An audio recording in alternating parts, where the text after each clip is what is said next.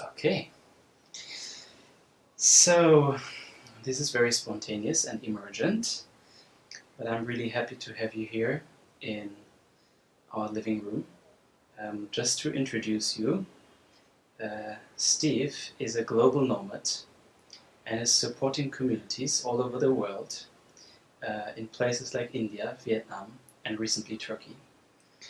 And Helen has been working for the European Commission for a great part of her life and decided to stay in Belgium, retired at the beginning of this year, and now lives in the Belgian countryside and is very passionate about encountering the more than human realms. So that's a very short introduction, and I think what connects you, among many other things, is your common work in the art of hosting conversations that matter. And we're now sitting in Üsküdar in Istanbul, and I wanted to start off from where we are right now. You've been in Turkey for the last 2+ weeks, and I'm wondering, what is something that you have learned in this place so far? Whoever likes to begin.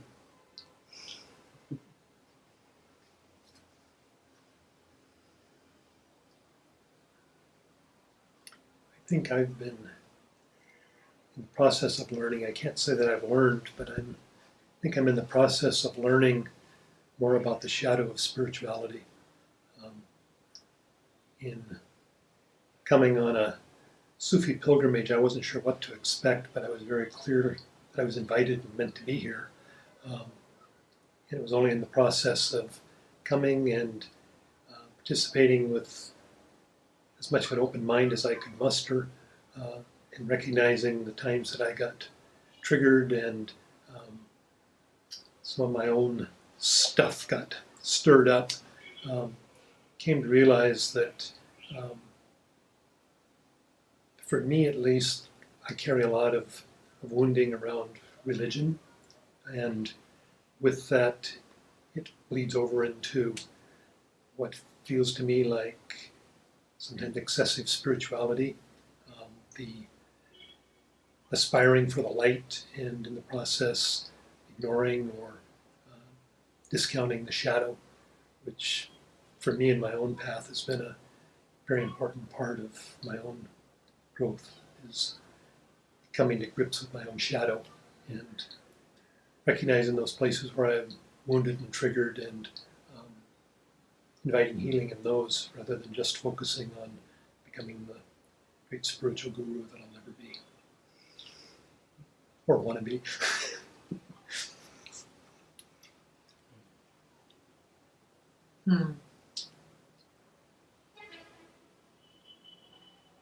One of the things that I've learned, I would say the hard way, had my nose rubbed in, is how short a distance I need to go from home to encounter my own rigidities and habits and lack of flexibility about really tiny, relatively tiny daily life things like pillows,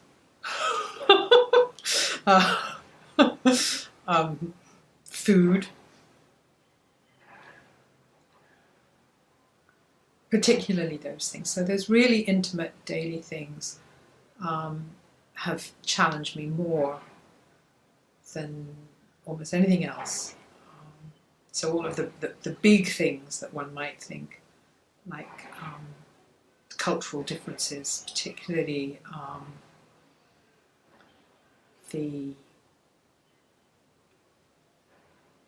I would say strongly patriarchal culture here, actually challenged me less than not being able to have what I want for breakfast.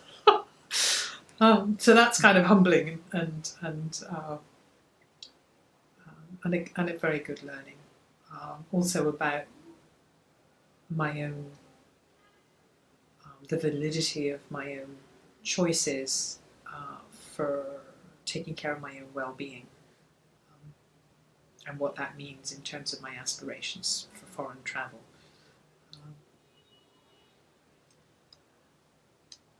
Having mentioned the patriarchal system, I have also felt very, very strongly, really felt in my own body and in my own energetic system a certain oppression in the social, what I would call the social field. The strength of obligation, I would say, and just thinking through, observing, listening to the assumptions, unspoken assumptions running through many conversations that we've had while we've been here.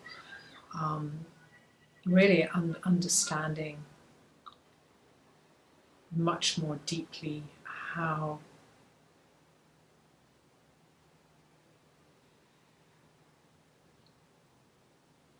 far we are as a species from making the changes that I assume need to be made in order for us to really grow into our greater potential as a species. There's such a wide range of realities on the planet,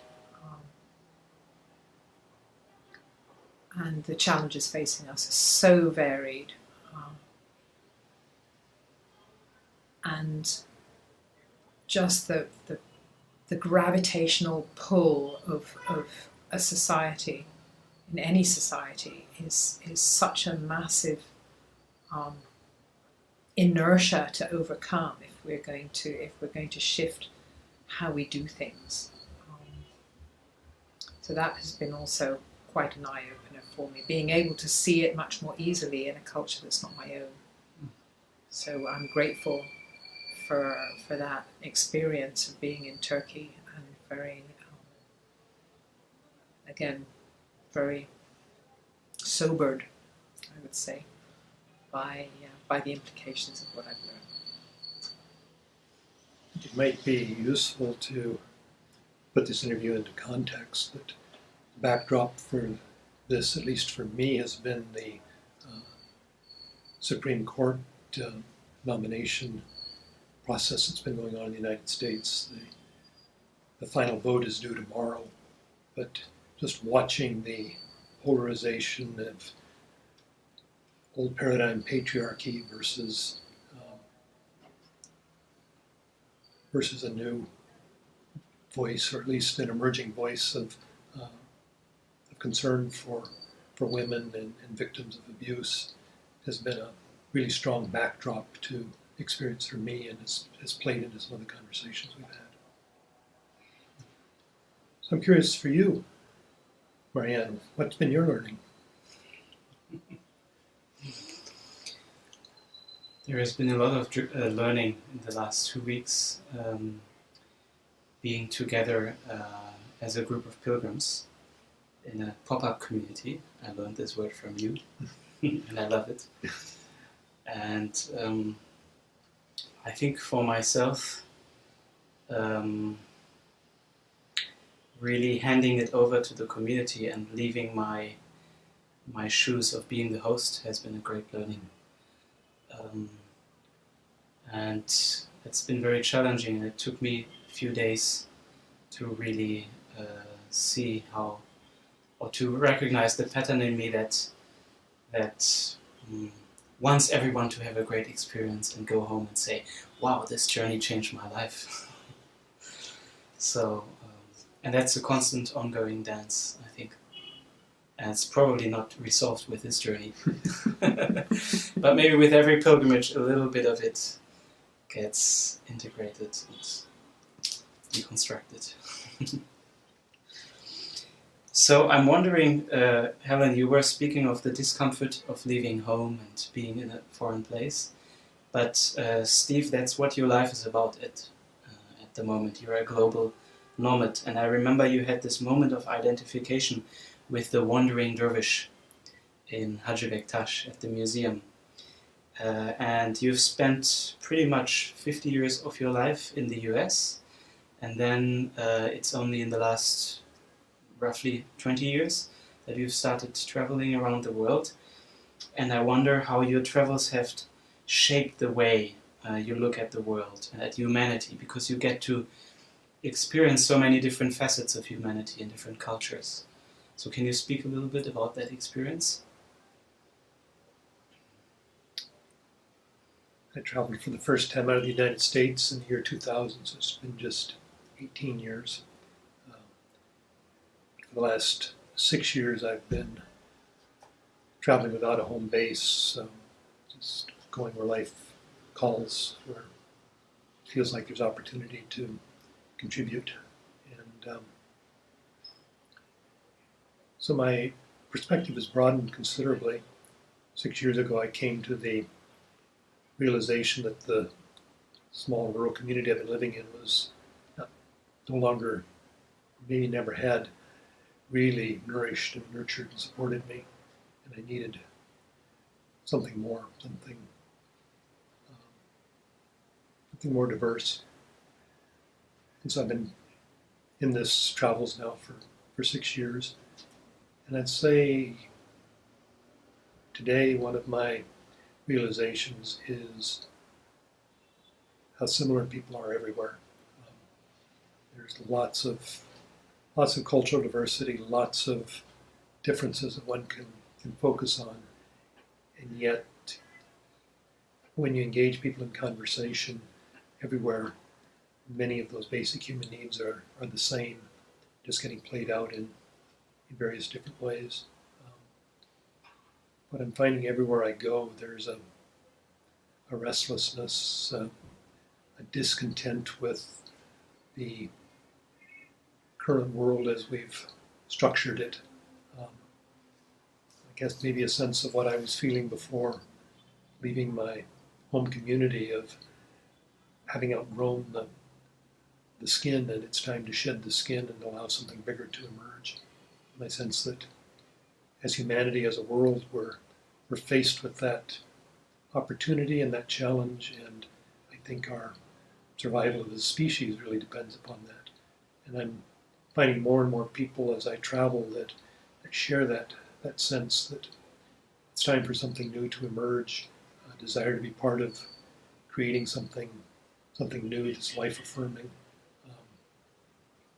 and a sense of frustration, a sense of impatience with really feeling stuck in old patterns and old systems that are confining us. It occurred to me when I was reflecting on your ways of living or your choices of living, when you talked about, Helen, you talked about your piece of land that you decided to tend and to look after in Belgium. It almost seems like it's the opposite of what Steve is doing. Like Steve has this constant movement and going here and there, and you have the micro movement. So I'm wondering, are those two different ways of doing the same thing, or are they different?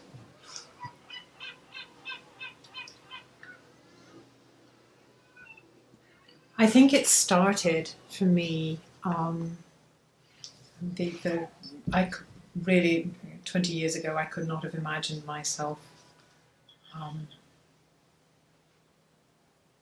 owning a piece of land in the country, in the Flemish countryside, and considering actually spending the rest of my life there. I have no idea whether I will or not, because life has a way of surprising us, but that is my current intention. And I don't stay there all of the time. I'm not there right now, as you might have noticed, but it came exactly for me, the decision and the experience of encountering this piece of land came after or even during a burnout episode for me, where it was back in 2009, where I deeply experienced the grief and anguish of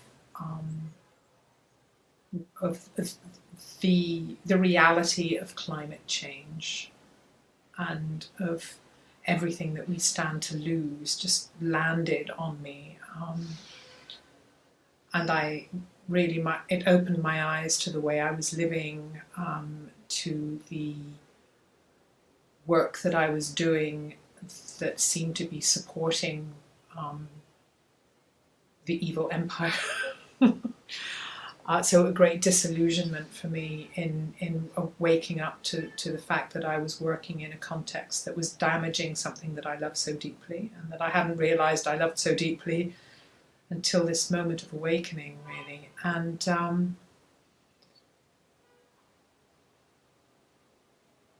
I started to learn. I started to learn about, well, how could it be different? So I encountered the transition movement, and permaculture, and also the art of hosting.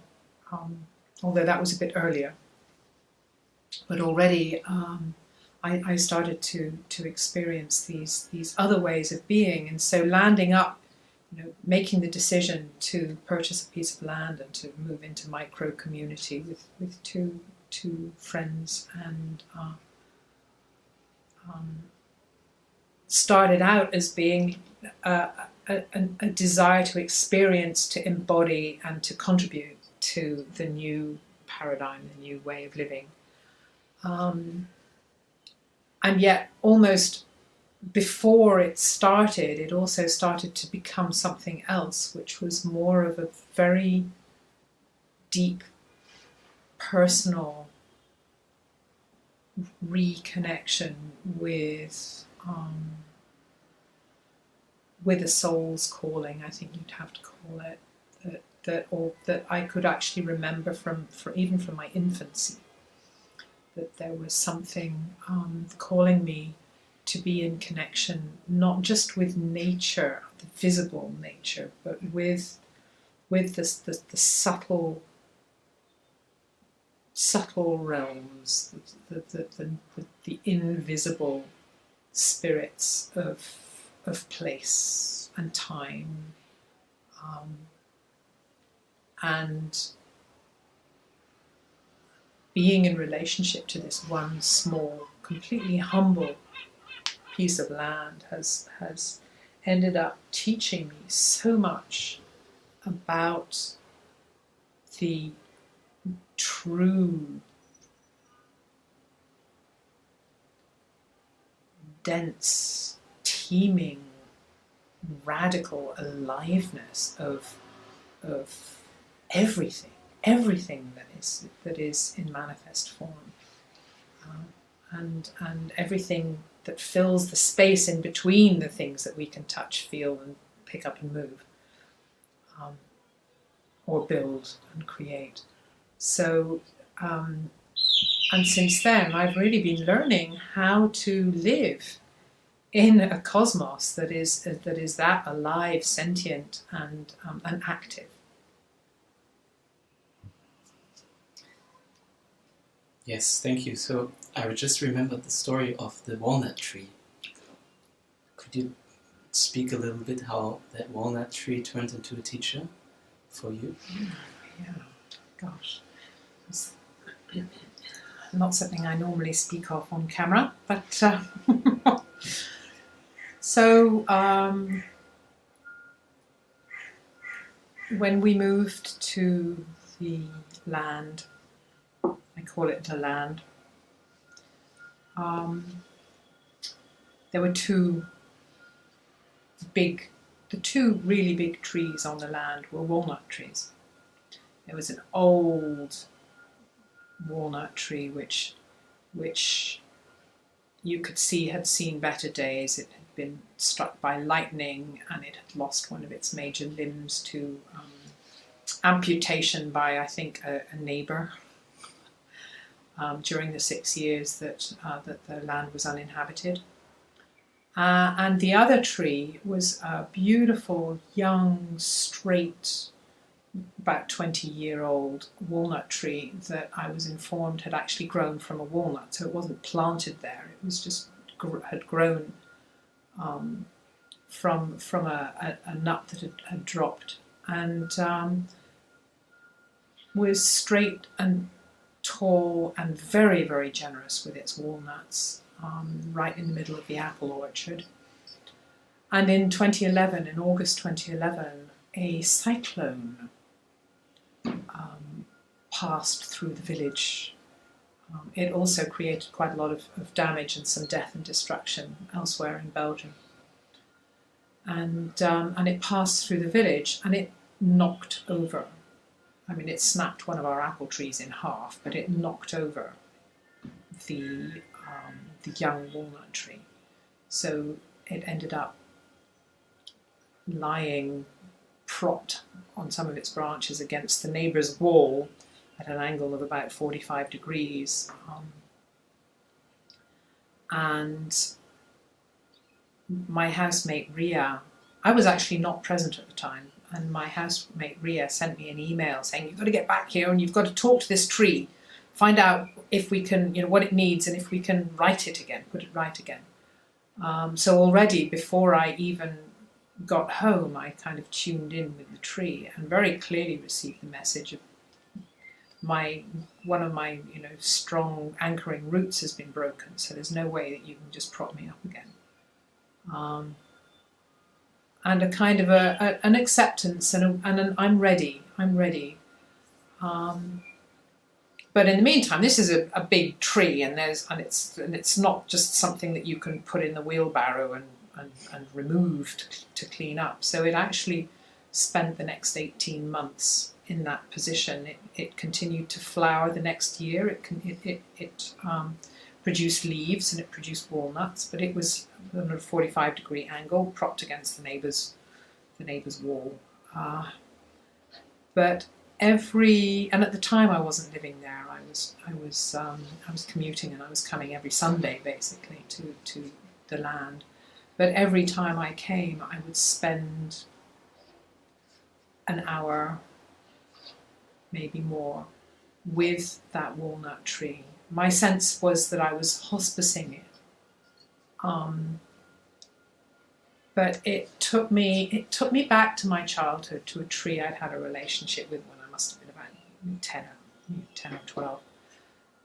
That was my friend. It was one of my only friends at the time, and one of the places I went for safety. And the love I received from this tree, from the walnut tree, was just astonishing. I'd be walking down the garden with the intention of visiting the tree, and I would just get these waves of love and welcome that were just so palpable. And this tree taught me. I mean, it spoke to me in words. I didn't have to go all woo-woo and get into a strange state or talk to the deva of the walnut trees or anything. It just spoke to me in plain language. That it's possible to talk to trees. And also, it showed me all of the land. It introduced me to the different denizens of the place that we were living, in a way that I really understood how totally interconnected life is. I mean, this tree was on intimate relations with all of its neighbours, not just other trees, but everything alive, the insects, the grass, the creepy crawlies under the ground, the mushrooms, the root system, the clouds, the weather, the pollution, everything. And now, after 18 months, the tree was taken down. and the wood was given to the man who'd come to take it away in payment.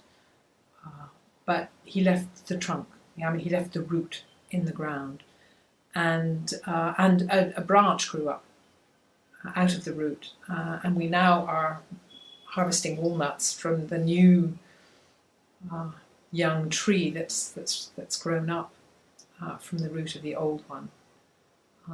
And the other piece of that, which is important to me, is that wherever I go, I'm drawn to walnut trees. I recognize them. I can recognize them from afar: the shape of the leaf, the quality of the bark. And wherever I go, within 50 yards, 50 meters of the walnut tree, I'm greeted with love. So really, anywhere I can go where there's a walnut tree, I can just step up to a walnut tree and just get a love bath. Because it seems that all walnut trees are connected. So.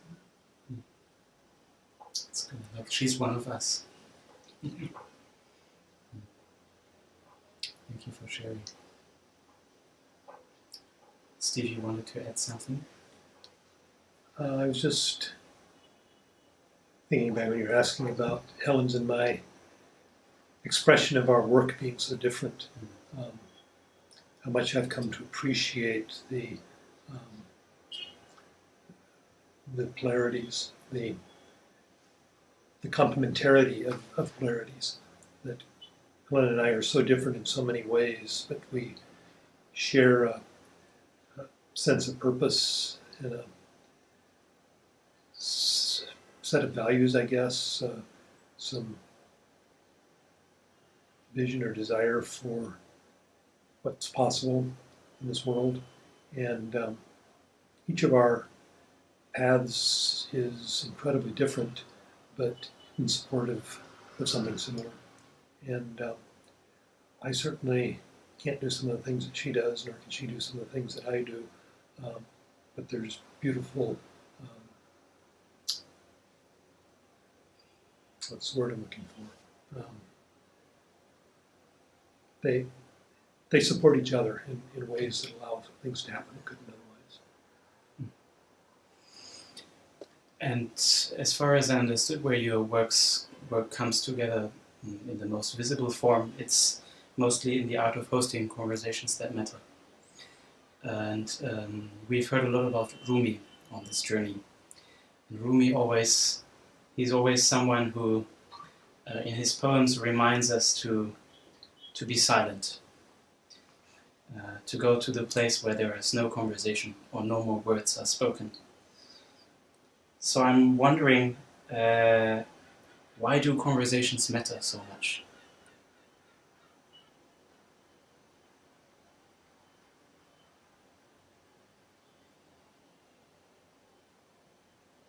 I don't think you can get to that place of silence without traveling through many layers of words and stories and assumptions. And I think quietness before going through those layers is a superficial and inadequate lack of words. There's something that's deeper, that is the richness, the vastness of silence that comes from sensing and being part of oneness. In my experience, there's lots of crap to get through to get to that place. And for me at least, the path of interacting with other human beings is a good way of having that crap stirred up so that it can be worked with and processed. And so that's why conversations are important to me.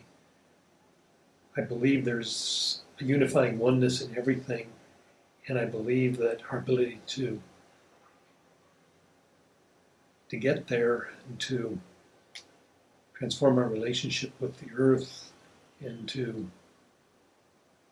each of us do the work that we're called here to do requires going through some individuation, being an individual. and that work comes best from a place of silence, but it involves relating to other people, and conversations are essential for that.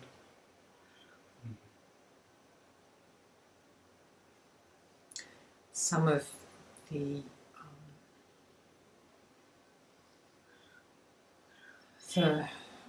work that I really care deeply about is has to do with what is possible collectively when we sit together in a circle as individuated human beings who've done a lot of the work that Steve has just spoken of. When we can actually collectively pool our consciousness, but it's not just into this bland soup of consciousness. It is an individuated consciousness, and each individual has their own unique capacities for sensing, expressing, manifesting. And when we come together around a single question or purpose, to not to talk about what we want to happen or anything like that, but to actually sense into what wants to happen. So we're not so much staying with our surface agendas of any kind. We're leaning deeply into what, dipping down into beyond the veil of manifestation, through behind the veil into what is waiting in the wings. What are the possibilities that can soon come into manifestation, that are most in service of life, and that bring more aliveness into the world. And in the many years of experience I have of working with this practice, we don't get to the silence that is needed until we're all talked out. So that we all that crap that all of our opinions and our stories and our tales about our children and our trauma and all of this stuff, what we can do, what we care about, the books we've read, the flowers in our garden, everything, we've talked everything out. Our latest knitting project, it's all when it's all been said, and it's like we can look at each other and we can go, now what? That's when something else can happen. That's when true community can happen, is after we've been through the pseudo niceness of we all love each other, isn't it wonderful? We have to go through our conflicts. We have to abandon all hope of fruition. We have to just let go and say, this is hopeless. Nothing's going to happen. Just give up and despair. Just get to that place of emptiness. And that's when something can happen that's never happened before. So. I've got another perspective on your question, and that is that I think that silence, solitude, stillness is a wonderful experience for the individual. But we live on a planet of 7 billion people now, and too many. We're bumping into each other. We're expending far more resources than we have. We're creating systems and environments that are not what we want, are not life-affirming. And the only way I believe we're going to get to something different is through collaboration, co-creation, listening to each other and together discovering new ways forward. the life of a monk is incredibly attractive to me. To go find a cave and to sit there and meditate and find my own individual escape from this world would be very pleasant, I think. But I feel like we're called to something bigger, for the sake of the future, for the sake of life, that I don't think is probably going to be achieved by each of us finding silence. It's going to be achieved by us listening to each other and discovering something new through that. And what you always, I think, keep on reminding is that practice is so important. Helen, always hear the word practice, and you wrote an essay on practice. What are the practices that we need as a new humanity, basically? You call practice a royal road to manifesting a balanced and healthy new paradigm in our culture. So I'm wondering, what are the practices that have helped you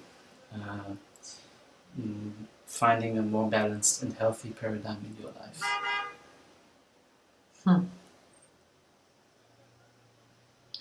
Well, I've done my fair share of sitting on a cushion and meditating, which means pressing the go button on the timer gong and then pressing the stop button when the gong goes off and missing the intervening half an hour because I failed to meditate and fell asleep instead. So practice is very often about failing. It's setting out to, but it's setting out to learn, unlearn, and old habits and learn new ones, new ways of being. Like the habit of listening. I was born into a family of interrupters where you did not, you speak, I pause, I wait, you pause, I pounce. It's like not listening to each other, just waiting for an opening to be able to impose one's presence, hog the limelight, whatever, just exist for a moment. So I had a lot of habits to break around interrupting, around listening, and for that the community of practitioners of the art of hosting conversations that matter has been really, really beneficial, because these are people who practice deep listening, and so I could watch other people refrain from talking and go and ask good questions, and so I could copy people doing what I admired as a starting point, and once I'd had enough experience of copying them, I could work out, so that's how you do it, and then I could actually implement it in my daily life. And the other practices are only can only be done in a collective, and some of the practices that we have in the art of hosting have are simply not wasting our time having conversations that don't have a purpose. Not starting things backwards and launching into a conversation when we don't even know each other's names, or we don't even know why we're having this meeting. We've just shown up because there's been an invitation in our Outlook calendar, and we just show up with our laptops and sit there, and you're doing our emails while some other person is talking, and we don't care, but we're expected to be there. So just shifting just simple things like, what's the purpose of this meeting? Why are we here? What do we want to go away from? And who are the rest of the people in this meeting, and why do they care? Just very, very simple things that allow people to show up as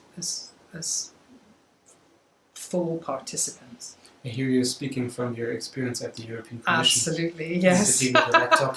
Absolutely, absolutely. But the most important, and you'll have heard Steve also talking about this, and it's also assumed in a lot of what we've been saying. The most important practices are around cultivating one's own capacity to be present, to show up, and be with what is happening, be with who we're with, and to be steady,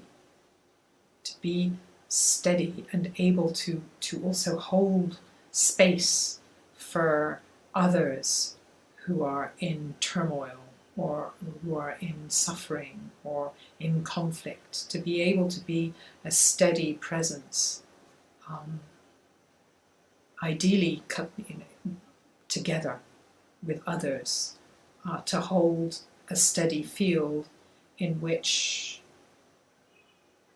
turmoil, uncertainty, discomfort, conflict can be, disturbance can be, and can play itself out in a safe space. Even uncomfortable pillows. Even uncomfortable pillows, yes. Absolutely. It's not the uncomfort, it's hot. Hot pillows. Yes.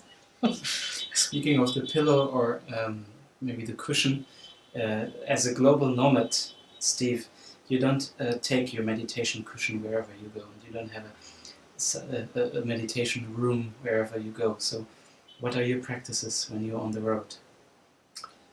Being on the road itself is a practice. I've come to realize that the multiple practices involved in being a pilgrim are my practices. I intentionally take at least one extended pilgrimage per year. And what that means for me is living in the place of not knowing, learning to trust life to provide what I need, living without the sense of certainty. I also do take the opportunities I get to meditate, whether I have a cushion or not. It is a practice that's important to me. But for me, some of the little intangible practices, like asking questions, questioning everything, observing my own reactions and responses to things, and noticing when I'm triggered, when I'm incapable of being fully here and now and present and open-hearted. And one of the big practices that I've found essential is learning to be compassionate to myself, and forgiving of myself when I fall short of expectations, and learning to let go of those expectations and to be with what is. I find being on the road provides lots and lots of opportunities to practice all those things. Because it never turns out as you planned it. Nope. So letting go of plans has been one of my practices.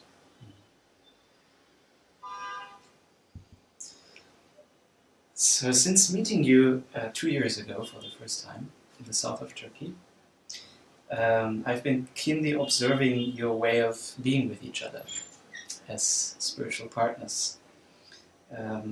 So I'm wondering, speaking of practice, what are the relationship practices that have nurtured your togetherness?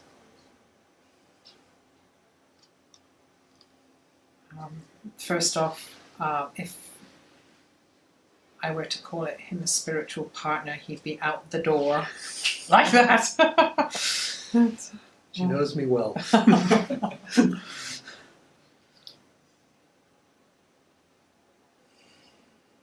Spiritual or partner. Yeah.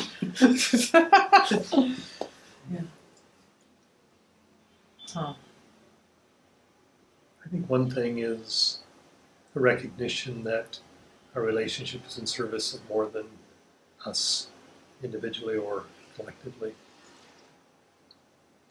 feels as if the challenges and the pain of being in a relationship are contributing in some way to something bigger than us, and which makes it worth hanging in there so far.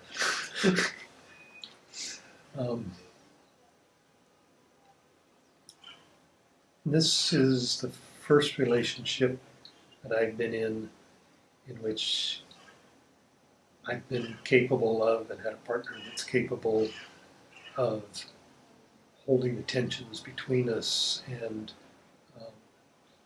allowing me to have my own disturbances, my own being triggered, my own emotional reactions without Helen feeling it's hers to fix, and without feeling that it's when something's going on with me, that it's something that has to do with her.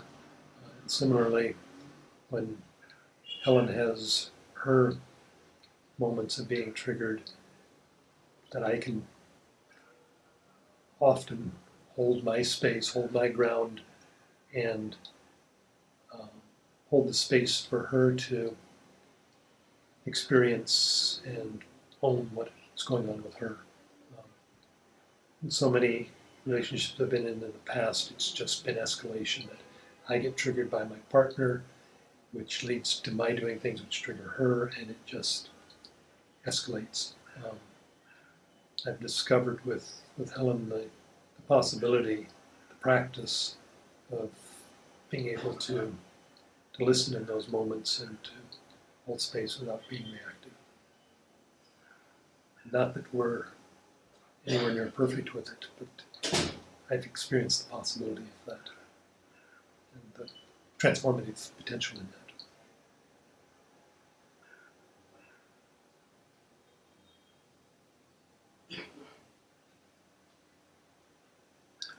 I think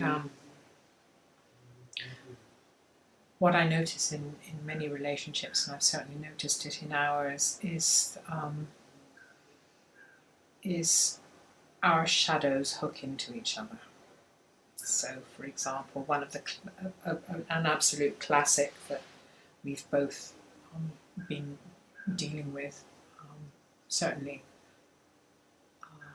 has been, and I think it's more or less dealt with now, that particular one, is on the one hand, is the way that the fear of entrapment, of being trapped and imprisoned, hooks in, of the one partner, hooks into the fear of abandonment of the other partner.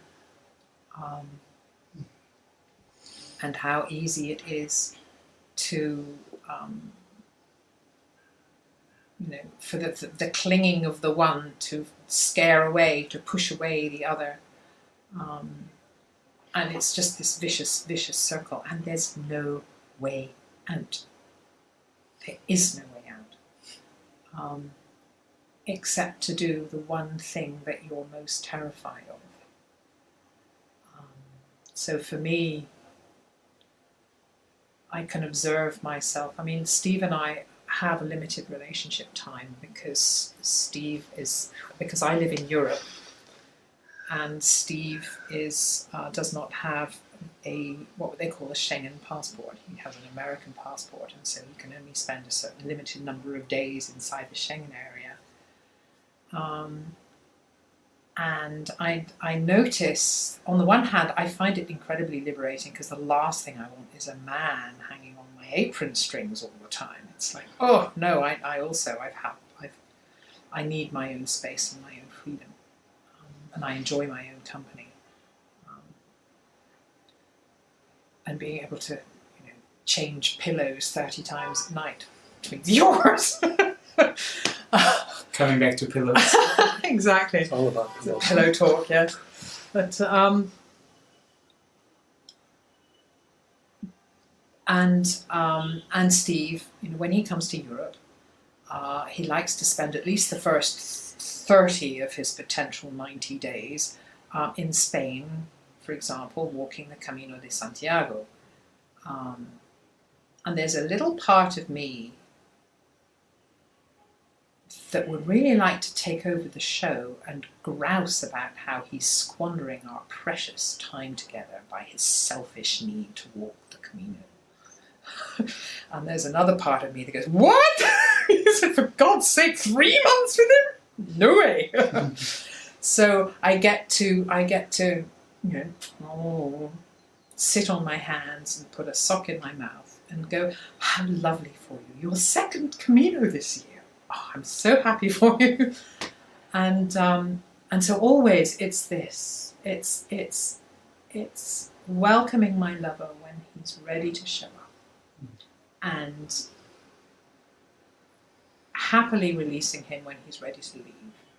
And never speaking, if only we could spend more time together, and any of that, just not doing it.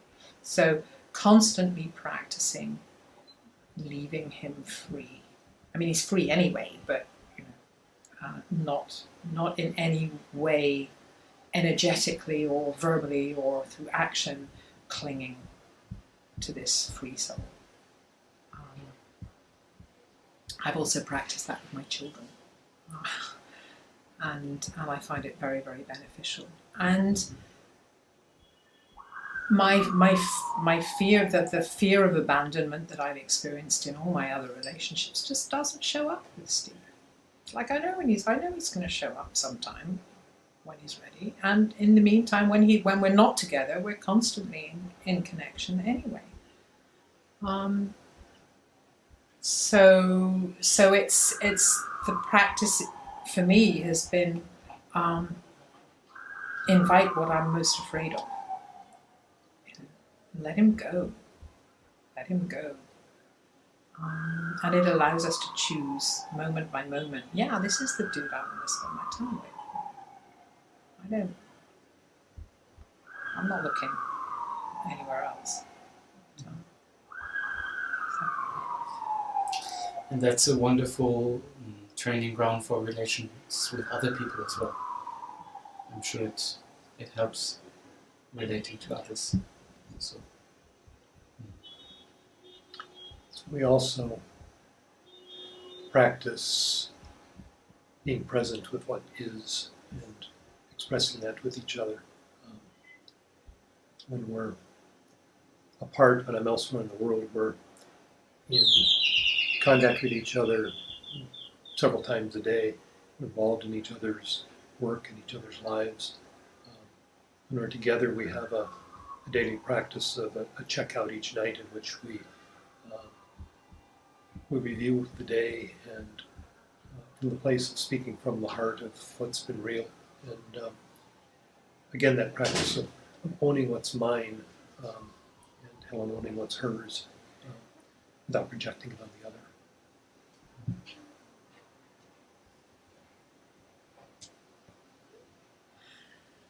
One last thing which I have found, I think we've both found very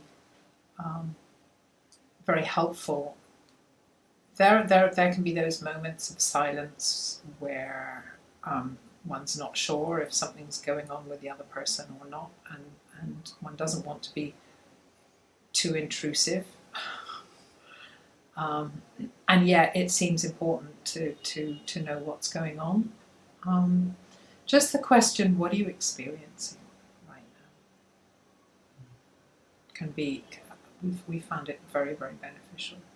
So that it's very easy to project on the other person what you think they're thinking and going through,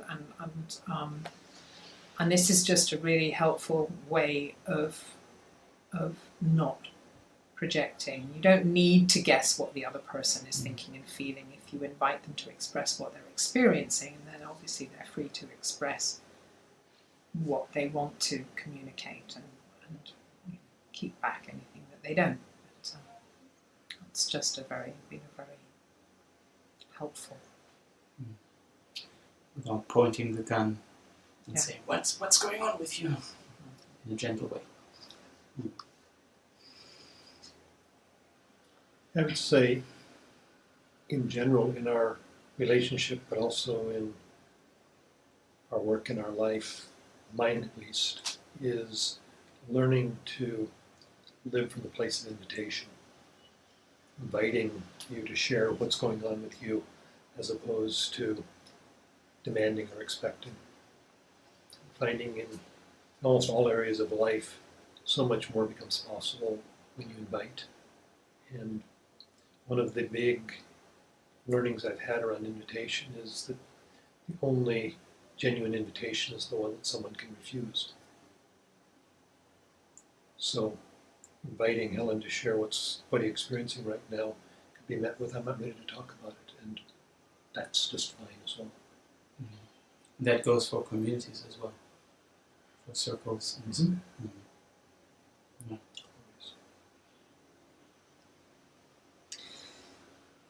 So I have 3 really short questions at the end.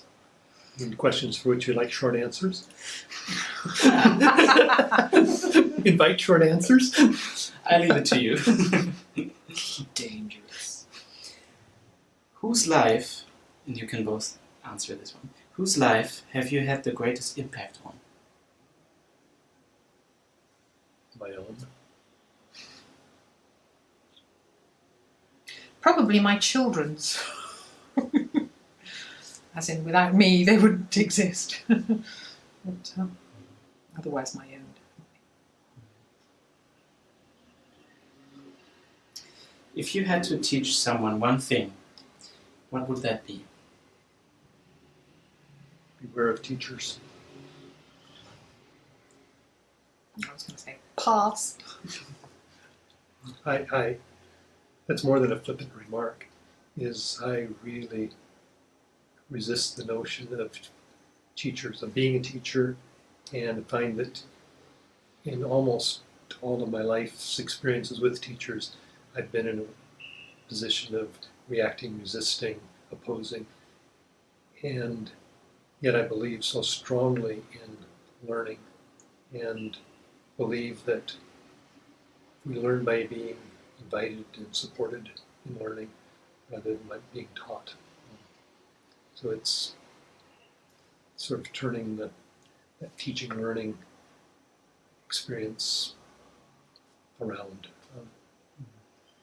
If I can just go into this, I remember from our conversations that you're also very conscious of, especially if you go to different cultures, of appearing as the white teacher in a culture that works very differently.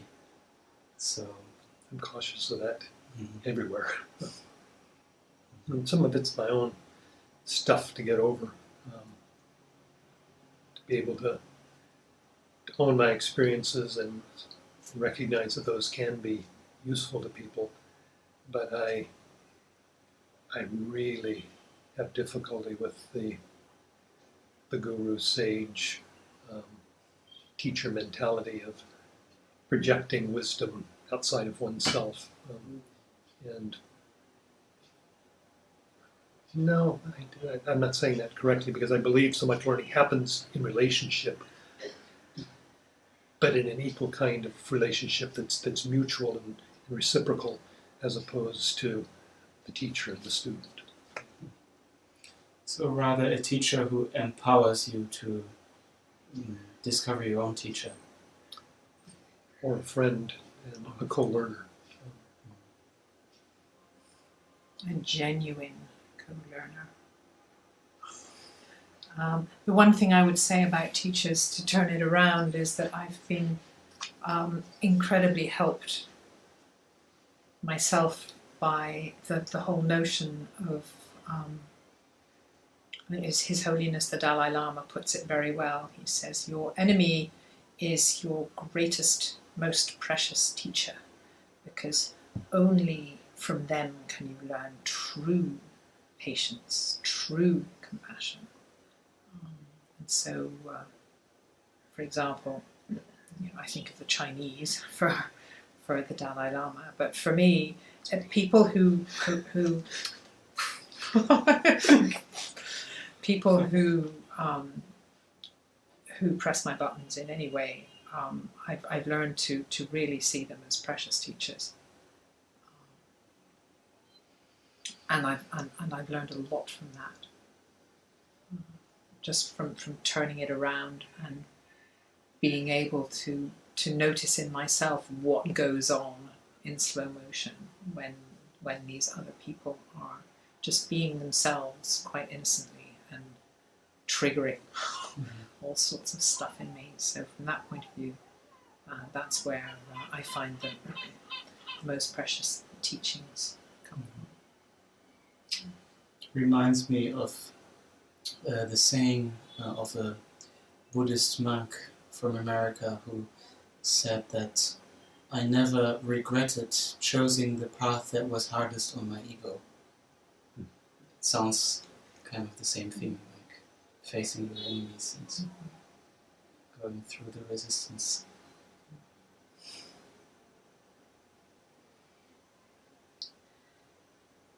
If this year was the last year of your life, what would you want to do? I did that between my 39th and 40th birthdays. I spent an entire year living as if it was going to be my last, and the habit has stuck. So if this year were going to be my last year, I'd be doing exactly what I'm doing, because that's how I've been living my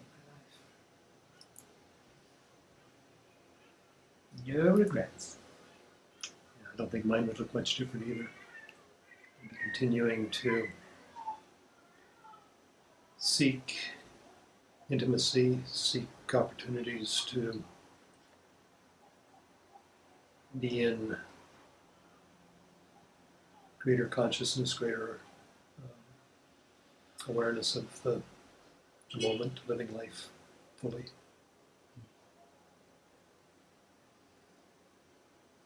And I would continue having conversations with people like you. So thank you very much for showing up and being here and sharing your authentic selves with me and Thank you. us and the wider circles.